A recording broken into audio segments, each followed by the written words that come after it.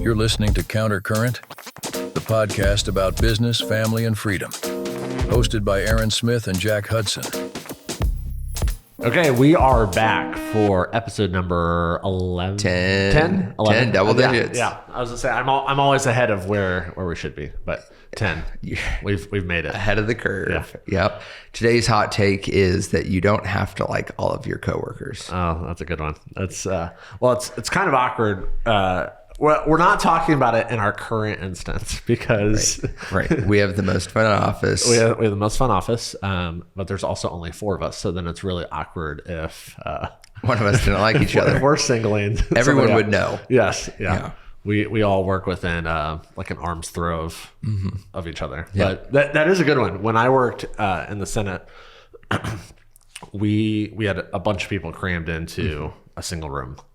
And so, I mean, on a Senate staff, there's usually, I don't know, if you have a committee too, there's somewhere probably between like 30-ish people that work on your team. Yeah. Not including the state team. And so there was one point, I won't name the person, but someone would walk around the room with their shoes off and socks off. Oh. But no. I'm kind of a germ freak and was even more of a germ freak before I had kids. And so I'm like, and even no matter what industry you're in, probably not okay. In the United States Senate, absolutely Definitely not not okay. okay. Put your shoes on. Yeah. No, but it's like That's disgusting. and it's there are things that, to your point, it makes it a lot easier if you guys like each other. It makes it a lot more fun to be in that environment. But also, I mean, there are a few people that will just like grade at you Yeah. and drive you crazy. Yeah, absolutely. I've had it happen several times where people stand to do the humble bragging without the humble part. Oh, yeah. Well, you know how I got here. You know who my parents are. Yes. That infuriating. It's like, well, did you know that I just worked hard? Uh-huh. How about that? Right. So, Mr. Impressive. Look at my bootstraps. Yeah. Or people that don't work hard because they think their resume is like too good for you. I had that happen on internships. And I think that if you are connected or do have something cool to your name, that's a great foot in the door, but you still have to prove yourself when you get there. Yep. And some people think they don't have to prove themselves. That's why I love the Hill. Like anybody that has a chance to go work on Capitol Hill, whether it's for an internship or actually work there as a W-2, I highly recommend it because you're in such an environment that is churning forward. You know, it's a fast-paced environment. I know that there are lots of employers that claim that they have fast-paced environments. The Hill is super fast-paced, and there's for most offices, there's a level of excellence that's expected. And so you learn how to work really well and really quickly with other people that are around you. But it is funny because there are some people that get there that probably shouldn't there because of a last name or somebody that they know. But what I always encourage people when they were looking for jobs like that is part of it is like trying to figure out how to put your foot in the door. If that is your last name, that certainly helps. You didn't have that. I didn't have that. But you know, I put a ton of sweat equity into it. I did interview after interview just to get to know people, which certainly helped. And that's half of it.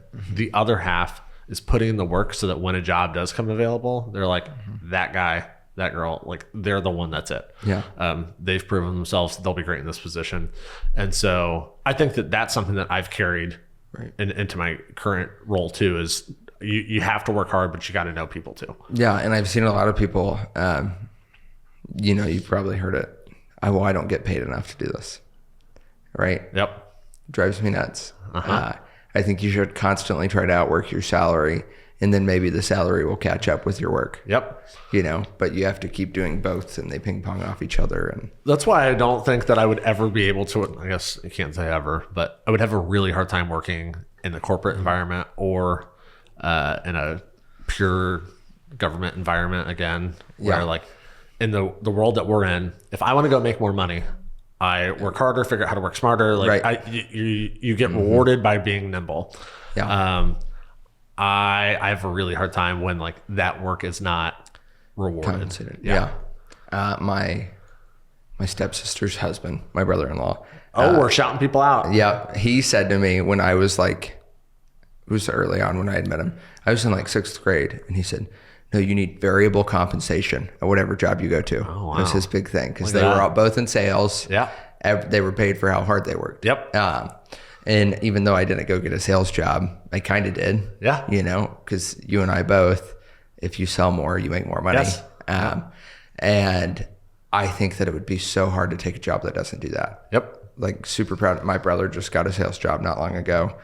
Now you get paid for how hard you work. Yep. I'm sure it might be a rough curve, learning curve and everything, but that's so rewarding when you crack the code and Yep. figure out that, oh, I'm in control. Well, and it's funny, even in like a sales role or something like what we do, I realized a few months ago, someone was asking me for an example of my resume that they wanted to model after so that they could figure out how to get their foot in the door somewhere.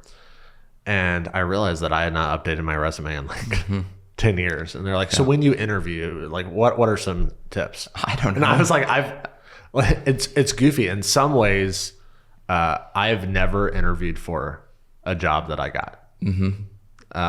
Worked on the Hill as an intern, landed as a staffer there, and then rolled into running my own business. Yeah.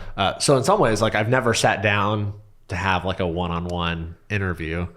But at the same time, when you own a business or you're in sales or something like that, the job interview is every single day. Right. And so you just have to like be really good at selling yourself and talking up what you do. So it's not a technical interview every day, but it's. I don't think I've had a formal interview. It was all discussions. Yeah. I went in for an interview, but it was like, oh, you want to do this? We'd love to have you. It wasn't berated with questions. I would offer to people, do you want my resume? And they're like, oh, sure, we should probably take that. So that was nice.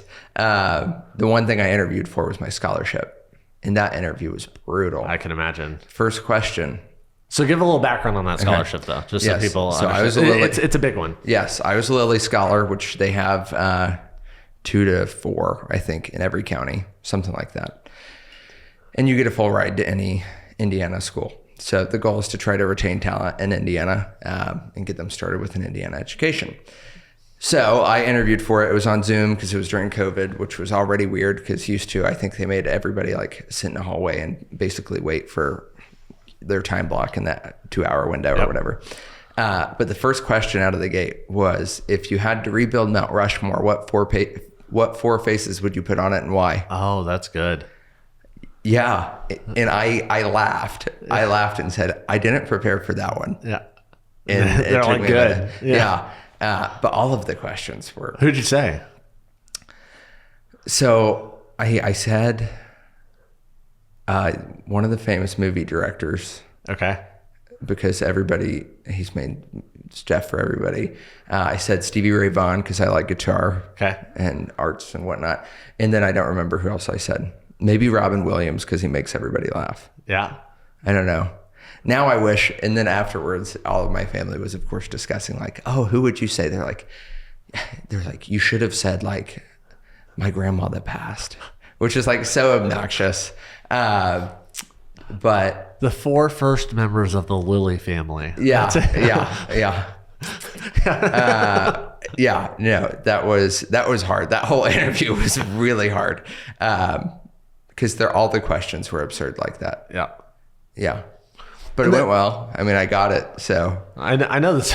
Funny enough, I know this isn't what we're supposed to be talking about, but I think this is good talking about interviewing.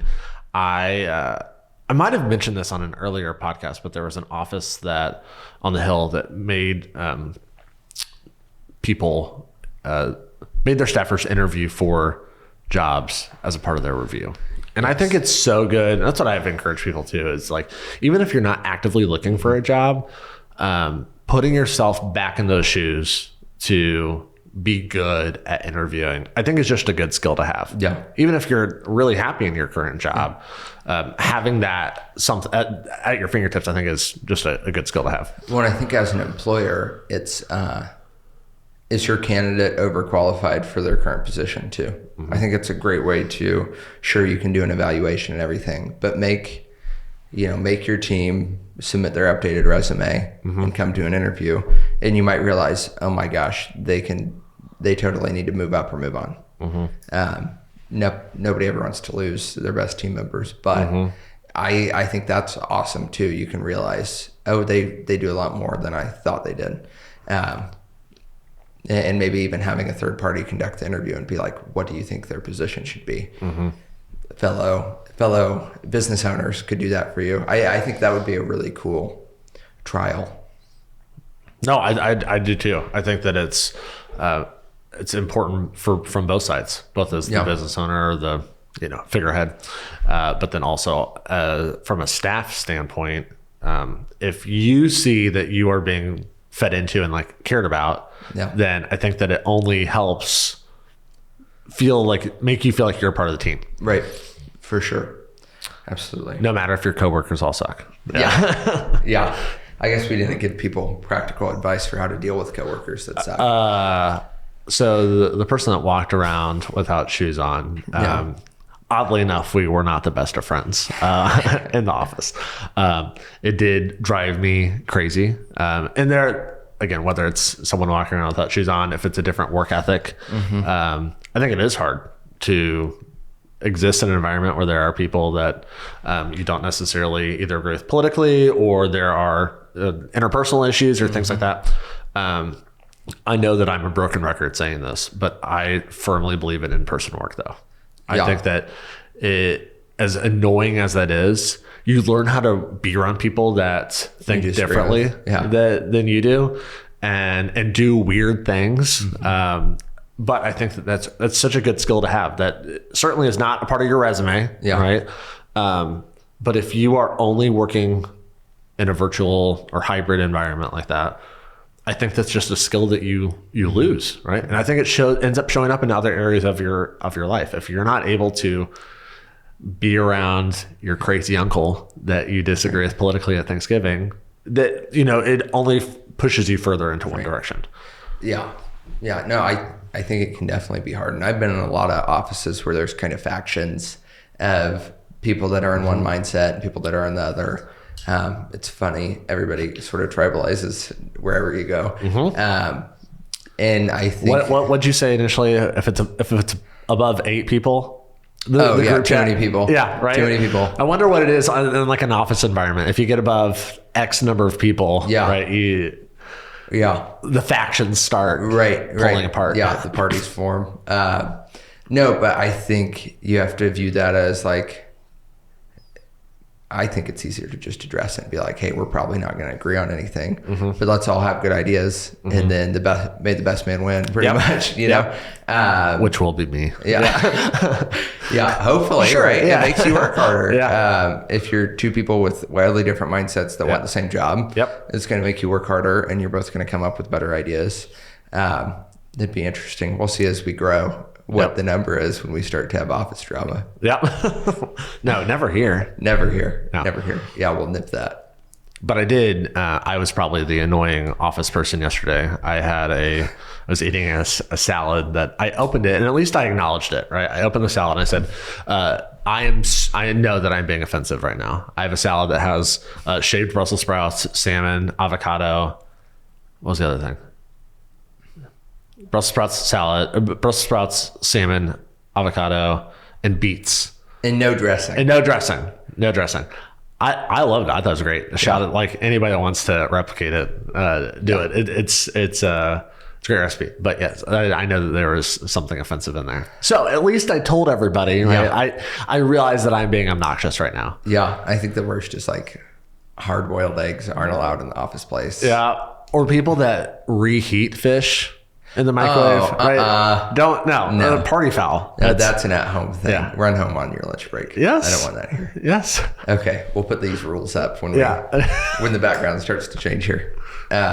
which could happen. I know that we did a little preview of that last week, but there could be more changes that come. Yeah, which will probably take like 5 more episodes. Yes, but it's long exciting. Long term. Well, today we're going to talk about legacy. Yep. Building legacy. What does legacy mean? Why don't you kick it off? Yeah, I've been thinking a lot about that recently. It was funny. Last week I saw, I know that I've shared this here before, but I read the Wall Street Journal paper version every morning because I'm a 95-year-old man. Also, I keep escalating that up. I used to say that I'm a 25-year-old stuck in a 75-year-old body. And then suddenly, like 75 doesn't seem so old now. Now I'm 34. So now I'm like, I know a lot of active 75-year-olds. Yeah. So now it's 95. 35-year-old stuck in a 95-year-old body. But there was an obituary for, who was it? Elaine Wynn, who she and her husband co-founded Wynn Resorts in Vegas.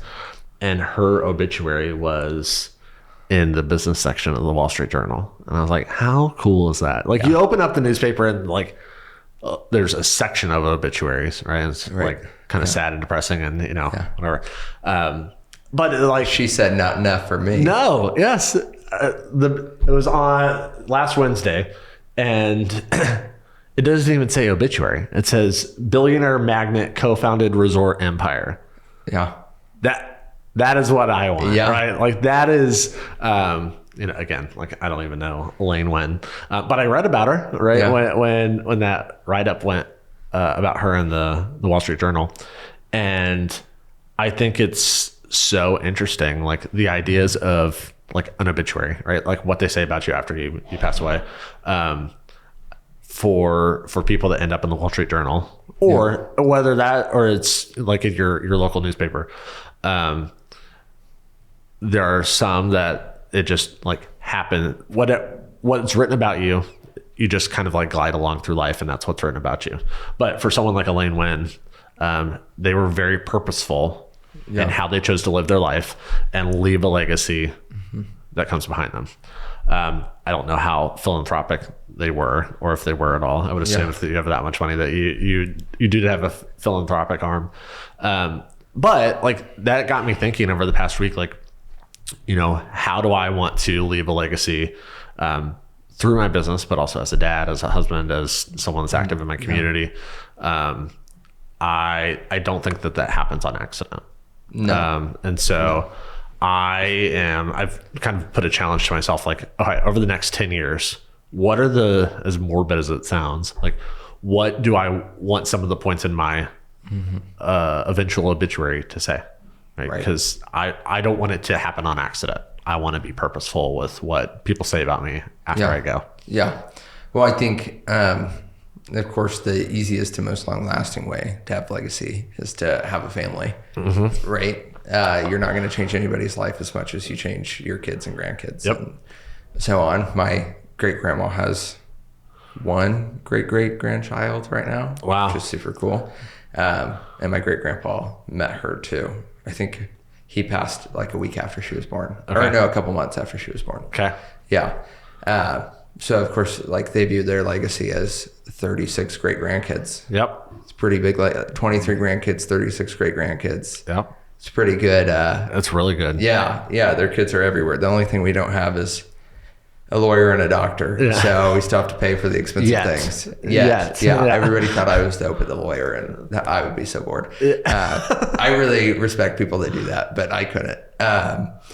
So like, I think that's the quickest way to legacy, right? And then of course there's titles and community legacy and things like that. And I always think some of the coolest ones are the things you never think about that are named, whether it's a pavilion at a park, or something on your main street, or a building with a name to it that you never think about even growing up there. And then when you do stop and read the sign, you learn that, they were instrumental in this and it was originally founded as that. I think that's some of the coolest stuff. It is. And I know I've shared it here before too, but like, honestly, that's the reason why I do counsel, right? Like I've no ambition outside of the local level.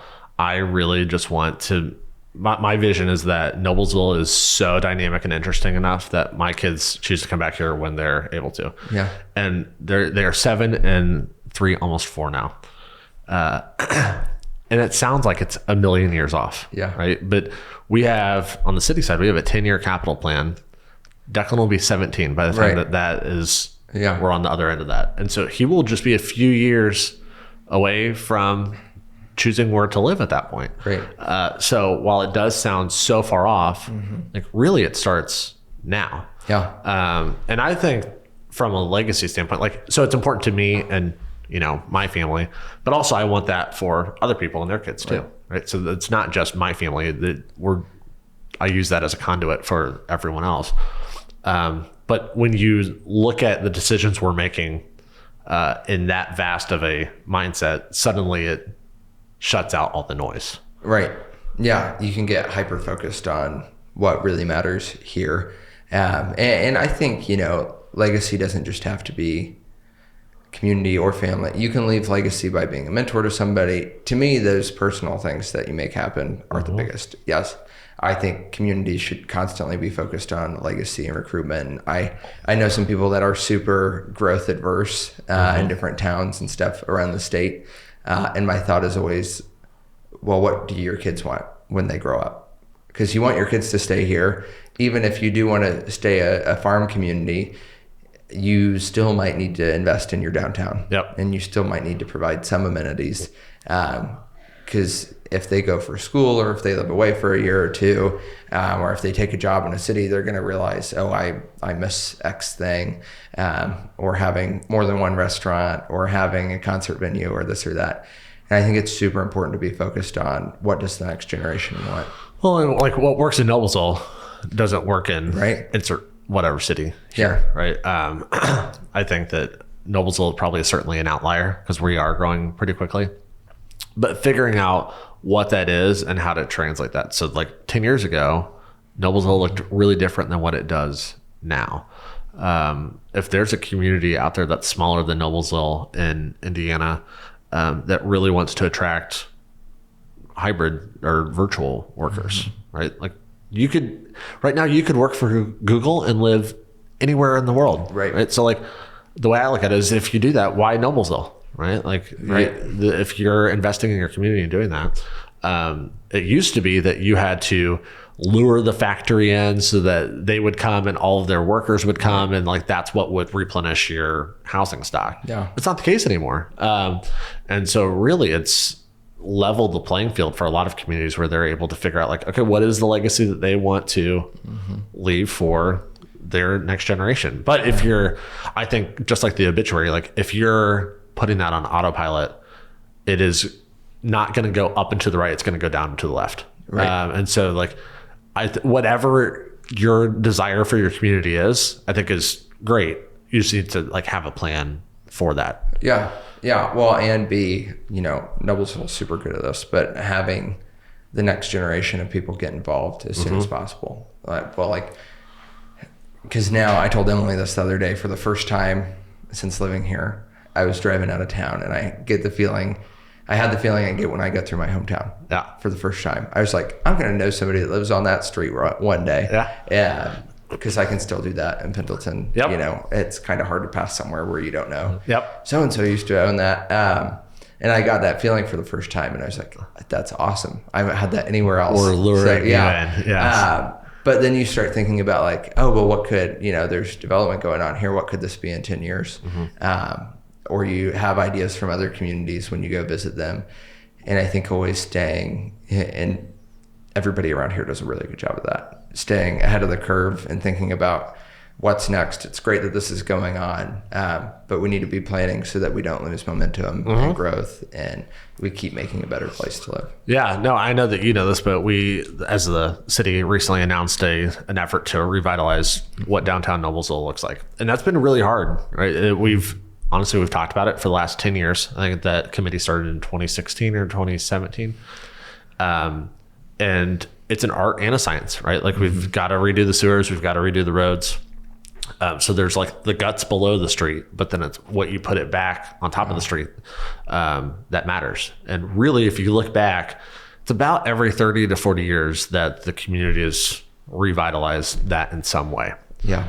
And what drives me crazy is that there are other communities around the state that have figured out how to do it and do it well, that are much smaller and don't have the tax base that we have to do it. And so it is really hard, and not everybody's going to agree. Yeah.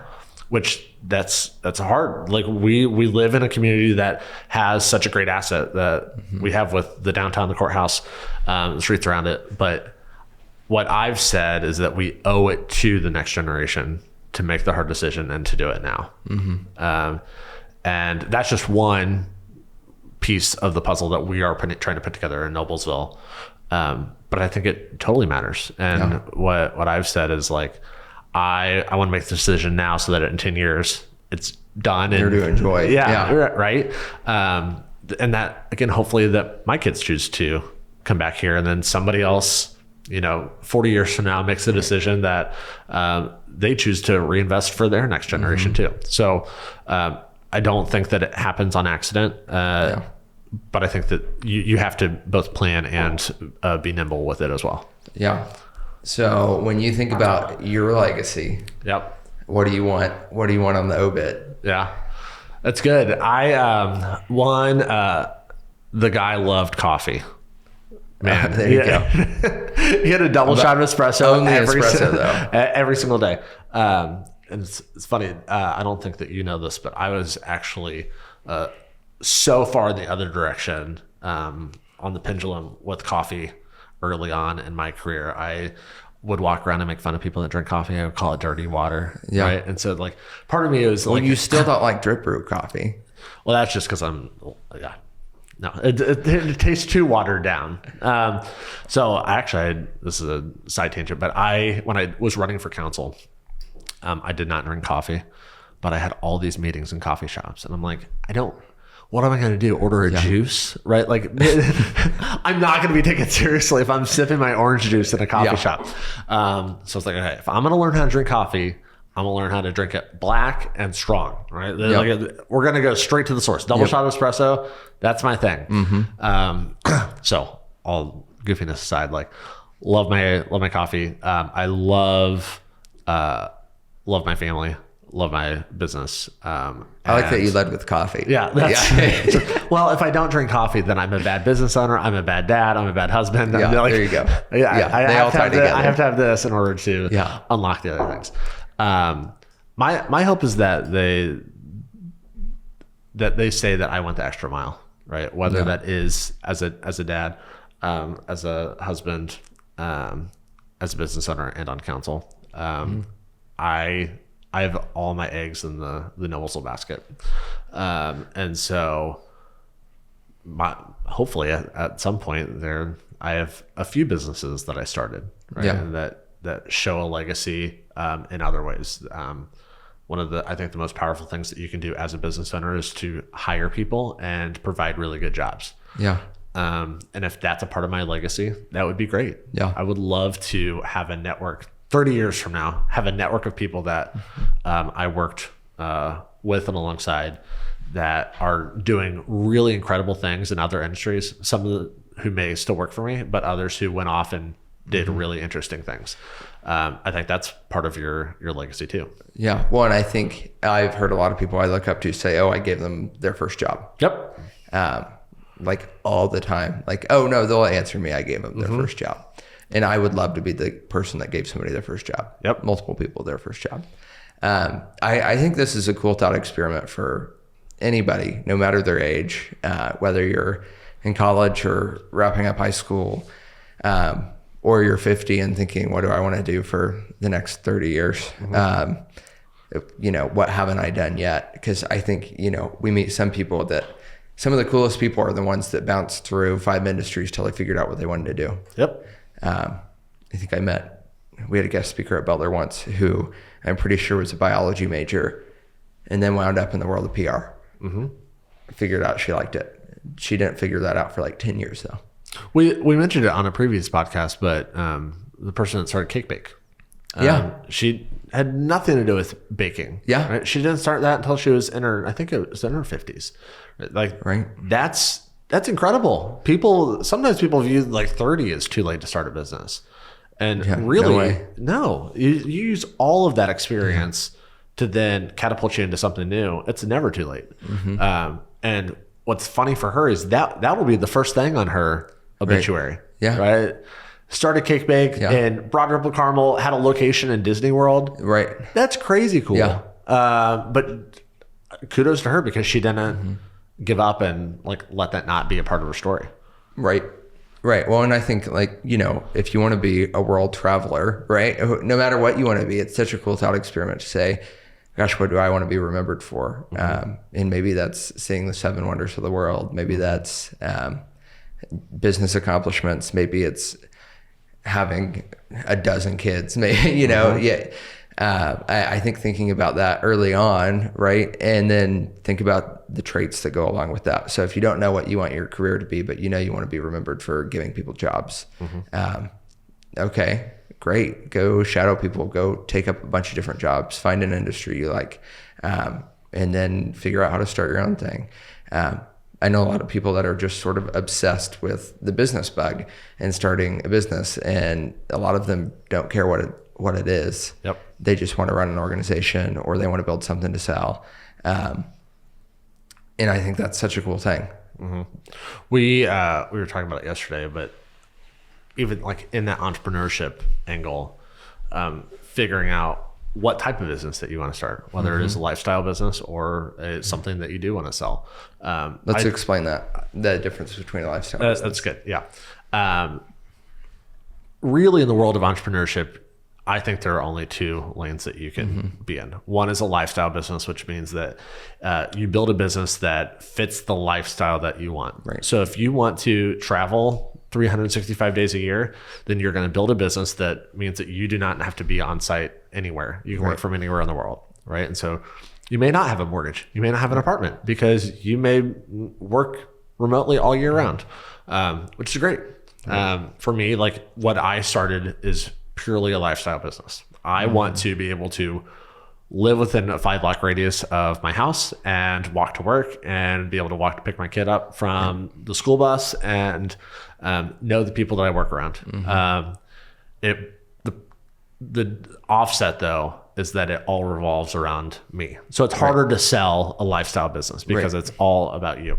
On the other side, if you build something to sell, it may not be a lifestyle business. It's not going to be the job that you have until you're 65. It may be, but it probably won't because the goal is to sell it and then cash out to then hopefully make that cash sell out to be your lifestyle.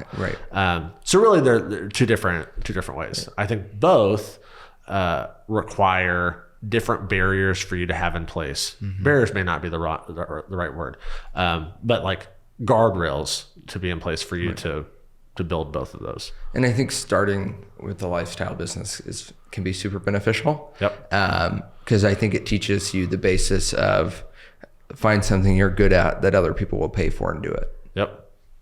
Great, easy. And that's what we said at that Lunch and Learn last week or 2 weeks ago at Butler, was, well, what's something you like to do that other people can't do? Or what's something you've learned here that other people can't do? Great, go sell that. There's your lifestyle business. And for some people, they might want to make $6,000 a month off their lifestyle business. For others, they might want to make $20,000 a month and be happy with it till they retire.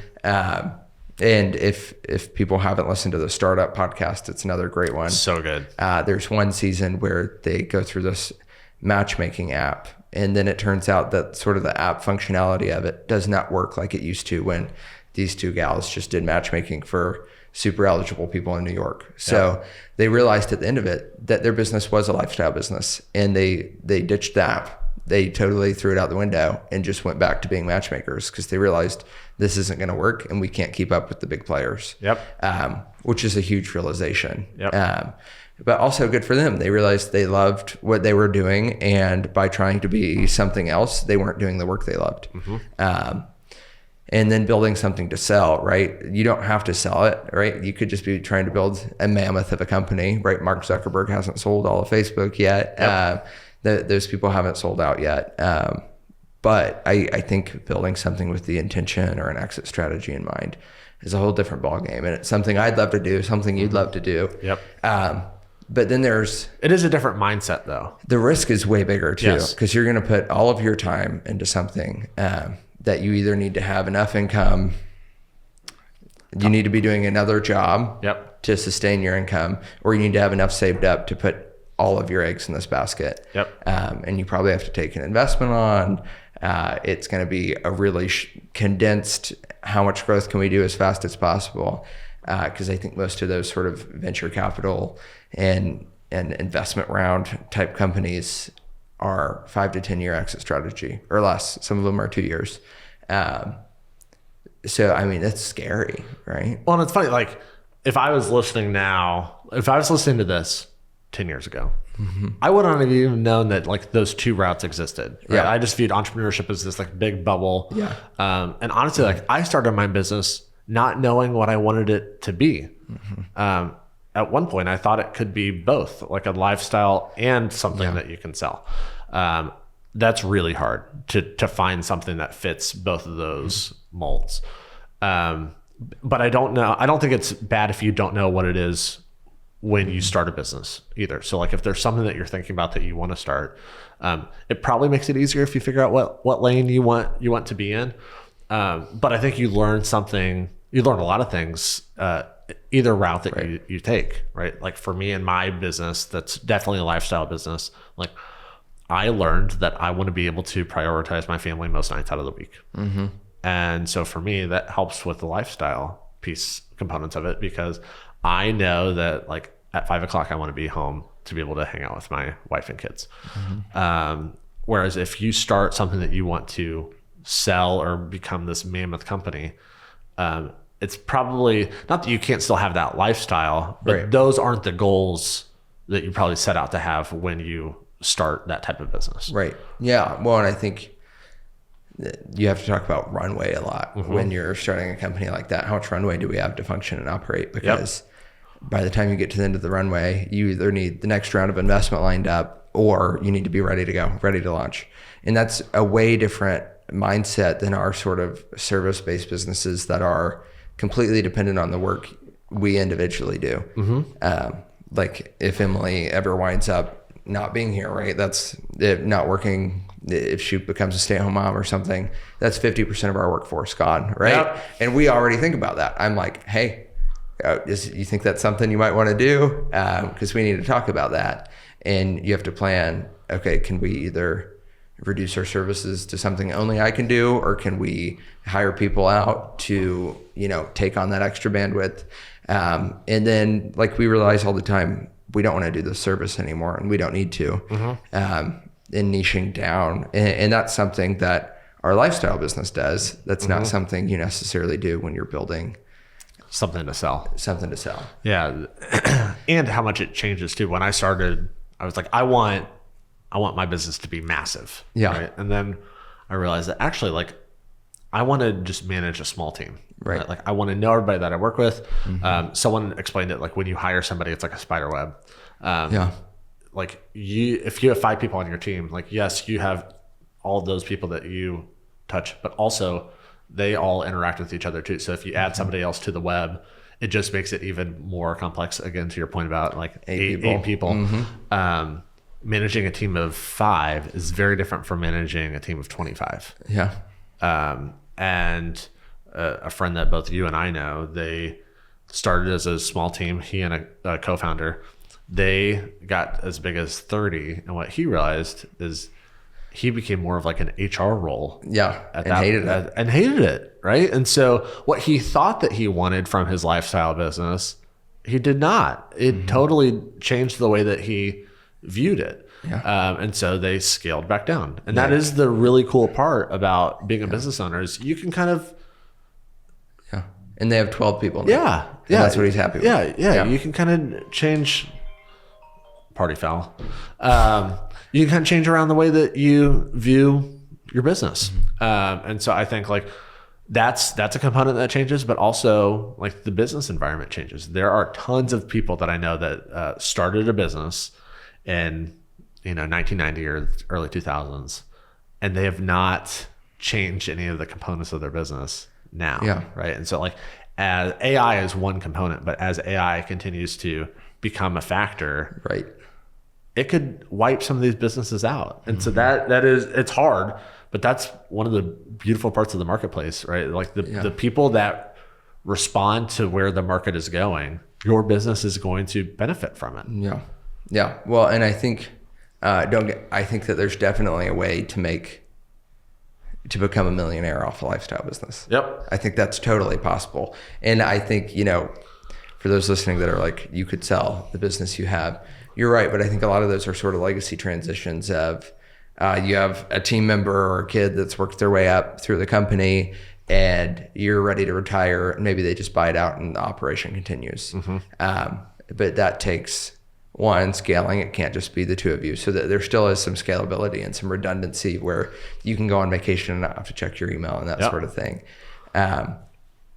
But yeah, I mean, I think that's possible, but I think when we're talking about sellable company, we're talking about how do you get the giant acquisition, or how do you get on the business journal, or build a piece of software or a product, or distributions and that sort of thing. Stuff we know nothing about, or at least I definitely know nothing about. And I have friends that are about my age that have had to take on investment and do some of these things and build a network in multiple states. And it's almost overwhelming to even think about when you haven't been down that road before. And I know how much they work, and it's like a scary amount. And it's always on 24/7, like more so than I think you and I are right now. Which is already a lot. Right. Yeah. But they're also like a single 22-year-old that gets to travel the country. But when you become indebted to somebody else, somebody's taking maybe $1 million risk on you. That's terrifying. It is. Well, and that's what you and I both bootstrapped our businesses. And so like, that's something that it comes really natural to me, right? Like, I don't like debt. I don't want to, in my personal life, don't want to take it on. And so it is a different mindset to take on. And you've got to really believe in the product that you're trying to build in order to do that. And so there are trade-offs. But I think that what I've learned, and I know that I've said this before, there are a lot dumber people. I'm not the prize bulb in the box, but there are some pretty dumb people that have figured out how to build incredible businesses. And really, it's just like having the gumption to put yourself out there, and then surrounding yourself with the right people on your team, but also like a team of investors, or whatever you're doing, and being okay to fail. Right? There are so many business owners out there that it's not their first or second or third try that they get the product that makes them a millionaire. Yeah.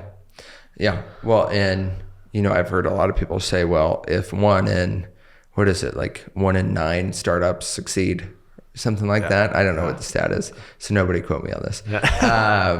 If you say it with confidence, people. But they're like, okay, we just have to try 9 times, right? And then the 9th one will hit if the first 8 didn't. And I don't think that's a bad mindset, right? I mean, very risky mindset, especially if you have to take on money. I borrowed, my mom bought my laptop when I started doing video work, and I had to pay her back. And I was like, I hated that. It was $3,500. Like, it wasn't, because I needed like a maxed out laptop, which got me through all of college. But that was like, I hated that feeling.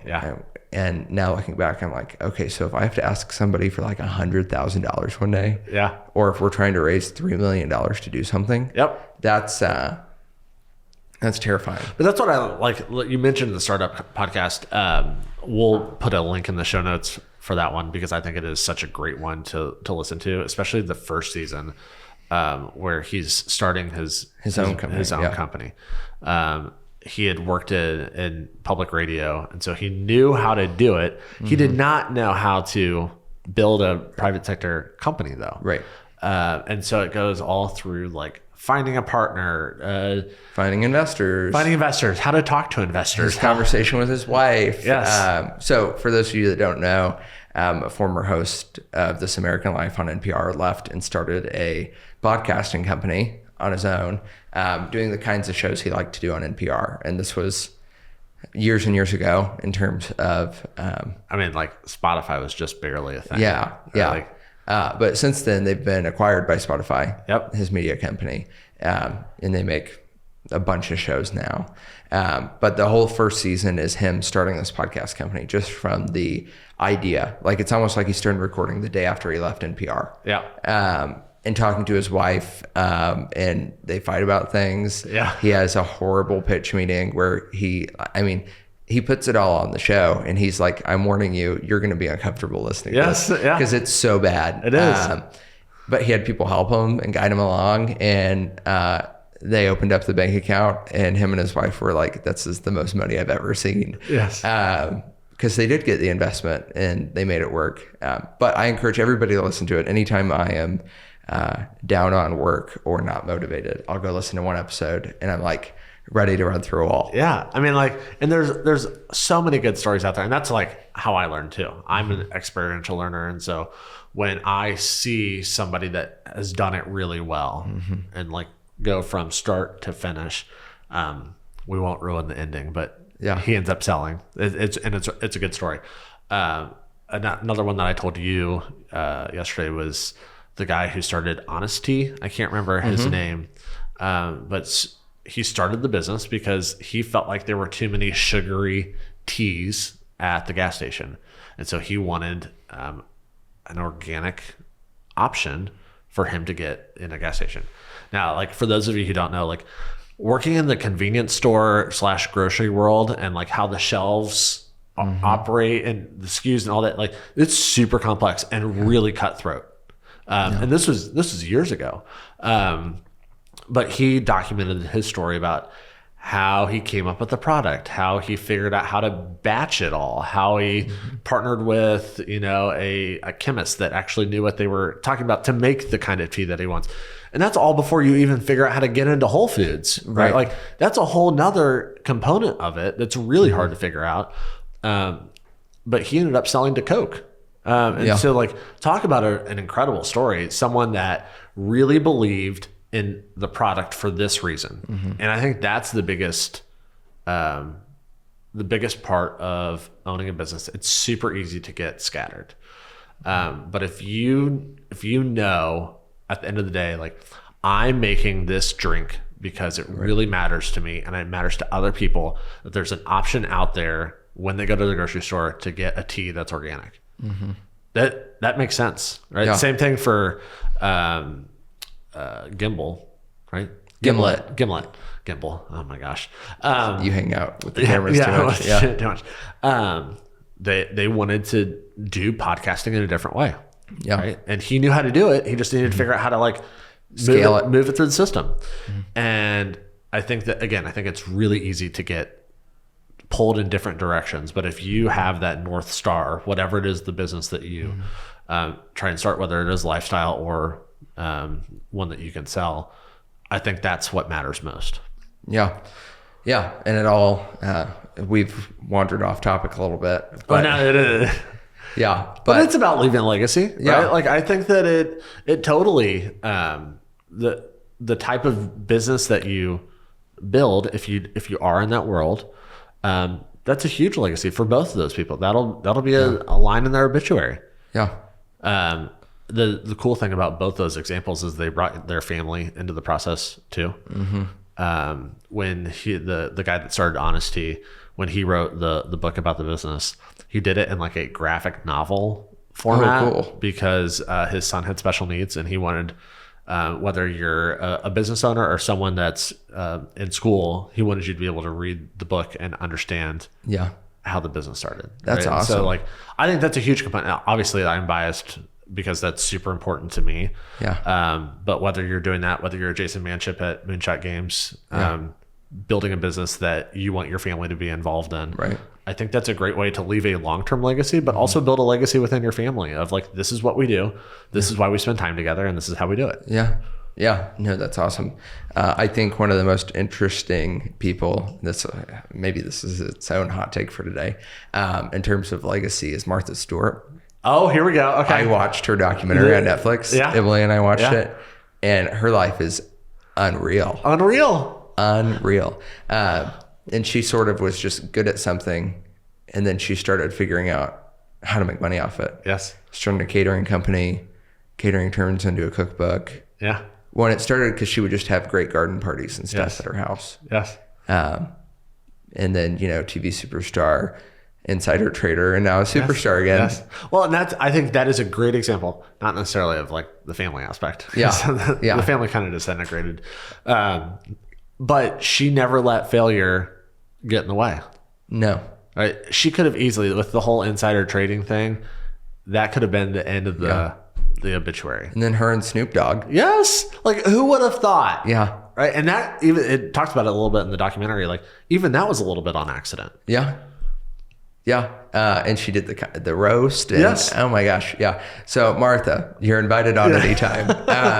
Yeah. No, I think that's one of those. We'll have a garden party in the. Yes. Actually, we will get our own venue for the episode. Yes. We'll come to you. That's fine. We will come to you. We'll pay for our own travel. Yes. Everything.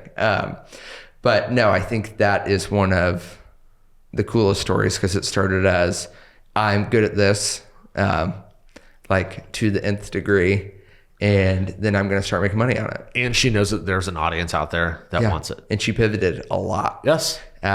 From just helping her neighbors with the party to catering to becoming a media mogul. Yep. And there's still the Martha Stewart channel and the Martha Stewart website and products she sells, and you can buy her dish set at Walmart and all these things.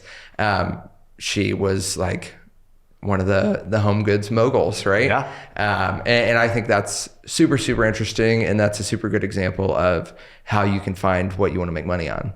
And I think it all requires you to play to your strengths too. For her, it talks about it in the documentary, but she is like painstakingly in the details. Yes. Like, I cannot imagine working for her. It's got to be really hard. Well, because throughout the documentary, they showed her walking around her house or whatever, and she'd be like, "Oh, those need pruned." Yes. And it looks like it's the prettiest plant you've ever seen beautiful. in your life. Yes. I see one weed in the whole yard. Yes. Yeah. This is a tragedy. And that's where, like, I know that I could never be that because I'm not a detail person. You know it. Like, everybody that works in here knows it. Like, I fly at 30,000 feet and I'm like, out all the time. Yeah. So like, as a business owner, no matter what it is, whether you're Martha Stewart or somebody else, like, you've got to build a business that plays to your strengths. Yeah, for sure. So I'm not that, and I'm horribly allergic to poison ivy and I have no green thumbs. So like there is no chance for me to be Martha Stewart. Well, there we go. I think we got from people you don't like to work with to seed stage investment to Martha Stewart. Seed stage investment with the Martha Stewart. There you go. There's the little garden theme that we've got going on here. Yep. Keep more great thoughts next week. Yes. More to come. Awesome. Bye.